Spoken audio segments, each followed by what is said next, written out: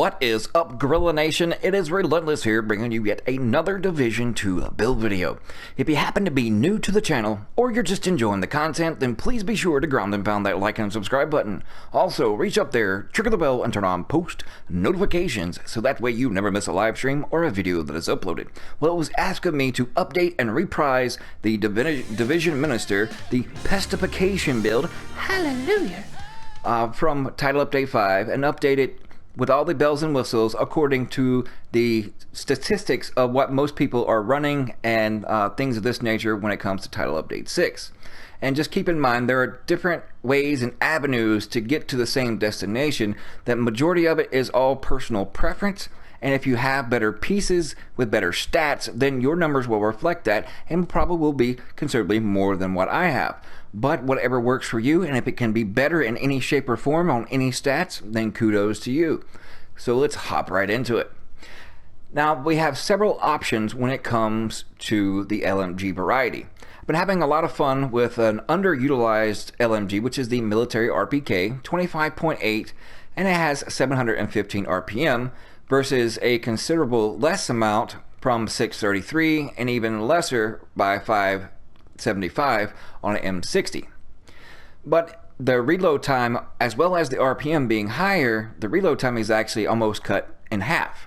3-second reload time on an RPK, and then of course we have 5.5 seconds on a Pestilence, and then usually I think on the MK46, 5 seconds.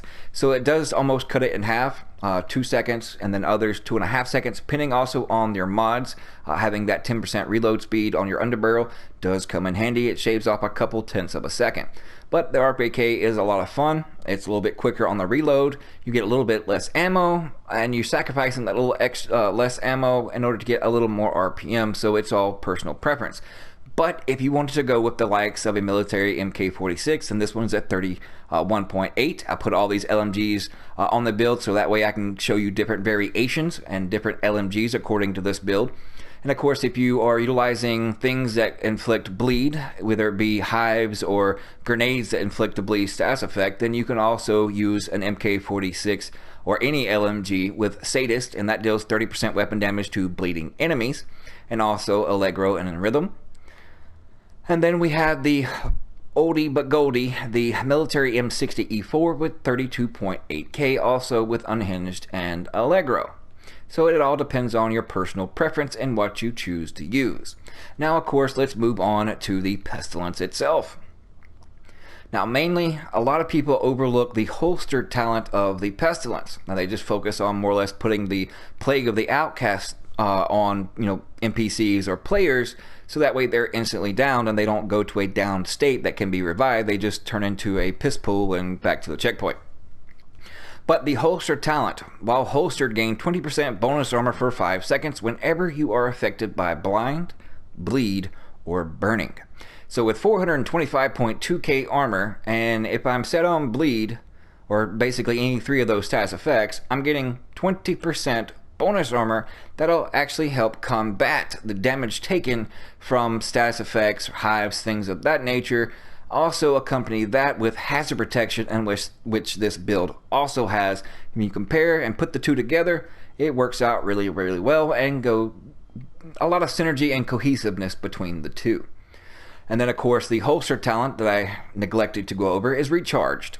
While equipped, skills deployed at full armor have 25% duration, charges, and ammo, and that correlates and directly affects more or less the Chem Launcher and Hive, in which I'm typically using. But whatever skills you want to use them as you see fit, use whatever you so choose. It's all personal preference.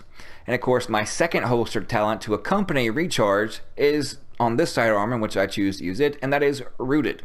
Rooted is, while equipped and in cover, all skill damage and healing is increased by 25% for 10 seconds. Skill damage correlates and reflects upon things like assault drones, hives, whatever causes a skill damage. So now let's hop into the build. Now, there are multiple different ways you can run this, and I know most are going to be like, well, why are you using True Patriot gloves? You're missing out on at least 5% from devastating. I understand this. But as we also understand, there are gives and takes in the game. If I had the right particular pieces, then of course I would go with Alps Summit here, that has devastating on it, LMG damage, and that offensive mod slot. But unfortunately, I haven't had a good pair of the True Patriot knee pads drop, and the ones I do are legacy knee pads. And what I mean by legacy is I had them well before Title Update 6, well before, as soon as they dropped in the game, I've had these pair of knee pads basically that long. And it will not for the life of me allow me to roll a percentage-based armor value on these particular knee pads, because if it would, then I would gladly take these 13.5% total armor and put it on these and call it a day. And yes, I would lose out on one defensive mod slot compared to the Hiligar, but I would actually gain another offensive mod slot to further increase my damage. And that one particular mod, I would only lose around 10k armor, so I would still be at 415 armor, around that general ballpark, but then I would gain, at least 5 to 6% more LMG damage. So that's why I was more or less forced in having to use the True Patriot gloves.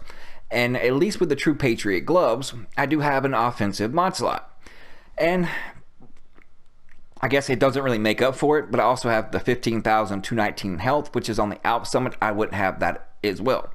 But at least on this pair, 10% LMG damage. I know I can get 2% more there. Just with those 2%, that would definitely put me well over the 30k mark. And of course, that extra little bit of help actually helps. And then I have 5.5% LMG damage in the mod slot.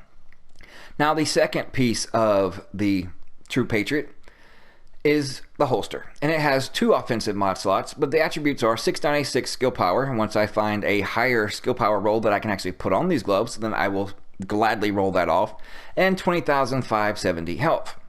And then the 2 offensive mod slots, and one I'm getting 5.5% LMG damage, and the other 6%.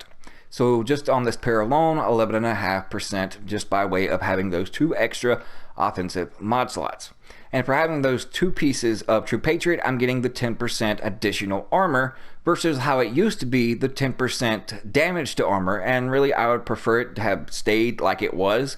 But I could understand, since they had to go and add the additional, take out melee damage from the shotgun and actually put on the 7% shotgun damage to armor.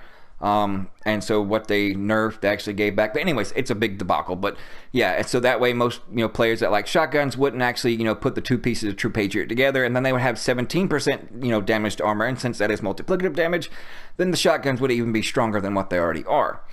But I would take the 10% damage to armor over the 10% of total armor. But we have to deal with what we have, and it actually comes in handy and the type meta that we are actually in.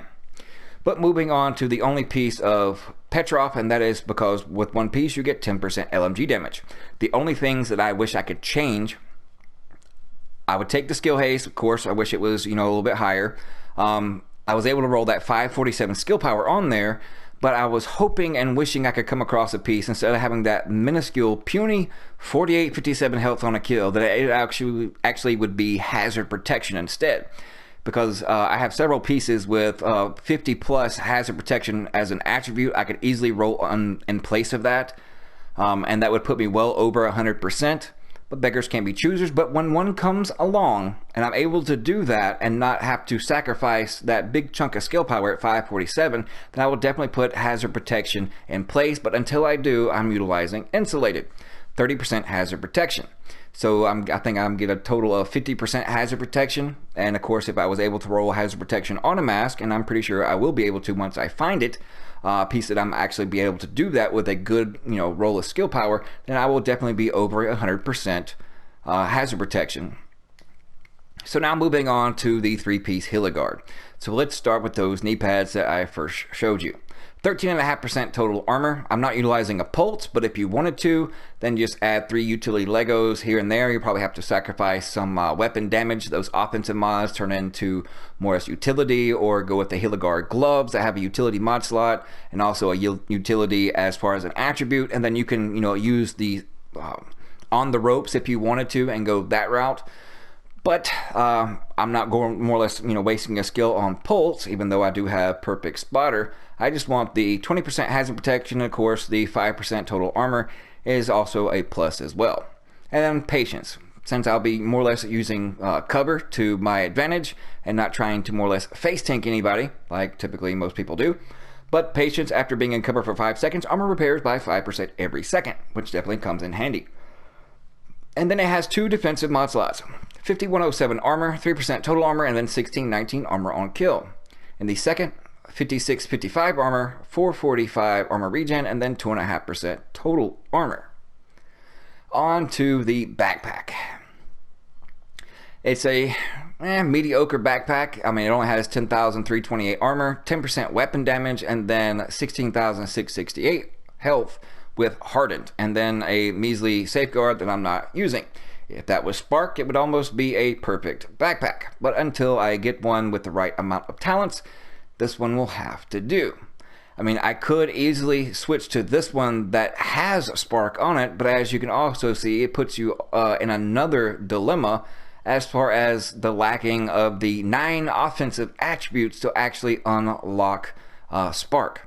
Now, you probably have one out there with 1 blue defensive Lego and then 2 offensive.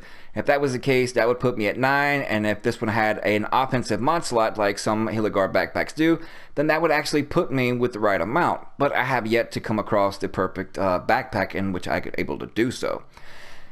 But this one does have an offensive and a defensive mod slot. In the offensive, I get another 6% weapon damage to my LMG, and in the mod slot defensive one, I have 6337 armor, 2.5% total armor, and then 3% explosive resistance. Now, not a lot of people understand or comprehend, but I will show you, and try not to ramble too much, which is I do apologize, but I figure I would get this explanation out. Now, I do have a backpack that has 18.5% armor. Now, it does not have a mod slot in it, but I will put one shortly, and you'll probably think, well, you should have had that done beforehand. I understand. But case in point, I would only gain roughly 2,000 to 3,000 by actually utilizing this backpack versus the other. I would gain a utility mod slot, but I would lose the offensive mod slot. I would gain 8% explosive resistance. But the main thing is, some people don't understand, even though you might have an 18.5% total armor attribute such as this one does, but if you stack on nothing but percentage-based total armor rolls on attributes, then you're neglecting the aspect of what percentage is actually bouncing itself off of. In this case, the baked-in armor that's on each individual piece, and then, of course, those number values. So if you have no number values, then those percentages are going to be less and less and not be as valuable if you do not have those numerical values of total armor. Such as this one, it only has 10,328 armor, but that 10,000 bounces off those percentages I already have, so that's why it's just right up there with the other backpack, but the other backpack doesn't have a number-based armor value on it, it only has that percentages. So that is the difference. So I hope I didn't confuse anybody and actually clarified some things in that perspective. Now on to the chest piece. Case in point, this chest piece has 20.5% total armor and then 20,384 armor. Yeah, I haven't been able to find a better chest piece with Bloodsucker that had a higher weapon damage other than the 5%. Now, if it had an offensive mod slot, kudos, that would be even better. Now, I do have this one that does not have that 20.5% total armor, but it does have 14.5% weapon damage. So it comes down to a choice of what pieces you had. My choice was this one or the other. More damage, less armor, and a considerable amount, not just 20 or 30k, which can be manageable. But with this one, I'm losing out roughly over 50k. So it just comes down to personal preference. If you can live without having this much armor versus the other, then go with the weapon damage. But if you prefer a little bit more survivability, then this is why I chose this piece. With Bloodsucker, of course, depleting an enemy's armor adds a stack of 25% bonus armor for 10 seconds, requires 11 more defensive Legos, and of course 1 utility mod slot, and I went ahead and put in a high, but if you want with more going to the chem, you can also substitute there. If you want to go with an assault drone, you can go with assault drone, whatever you want when it comes to skills. But since I had a hive equipped, that's why I went with the hive. And this piece I have in the defensive mod slot, 4744 armor, 3% protection from elites, and 7% explosive resistance. And then the other 5644 armor, 3% total armor, and another 3% explosive resistance. Now I could put the other mod in. I would lose the 3% total armor, the 2% armor, but I would gain 5% explosive resistance. It just all depends on your personal preference, and this I feel in a way was better for me personally. But that is basically the build, and like I said, it just depends on your personal preference, whatever skill. Yes, I'm utilizing the technician. So essentially, those builds that you had from Title Update 5, the 3.11.7s, even though they cut the utility mods basically in half, and also the auxiliary batteries, if you just level up your technician, then your technician gives you 50% skill power once you have that all unlocked on your skill tree. And speaking of which, I will run up there right quick and show you. I have yet to have mine completely done. I just got the bare bones basics. But as you can see, I went, as of course, light machine gun. And then I went with party members within 5 meters of your deployed and undisrupted skills are immune to shock and disruption. And then equipping a skill grants 15% bonus armor. That's also a key point. And then when a skill dies, recover 20% of your armor. And then of course that plus 50% pulse resistance. And then plus 10% skill healing. And then of course when it comes to the hive, the artificer, or whatever you pronounce it, I know I butchered that, apologize, I have broken English, sends out micro electro booster drones that expend themselves to increase allied skills efficiency and refresh their duration. Also mod to increase the radius of the hive skill, and then mod to increase the recovery rate of the hive skill. And then the next ones, I just have the plus 50% skill power. So basically, if you have 2,000 skill power, then you automatically have 3,000 skill power because you're getting 50% of what you have. So 2,000 equals 3,000, you kind of get the point. And of course, the EMP grenades that come in handy for when you do face people that just like to drop hives and run away. You can just throw a grenade and disrupt it and you're good to go. Or if they throw it out in your path from you chasing them or following them, like that seems to tend to do. It's kind of like the new bleed hives are kind of like the shock turrets from Division 1.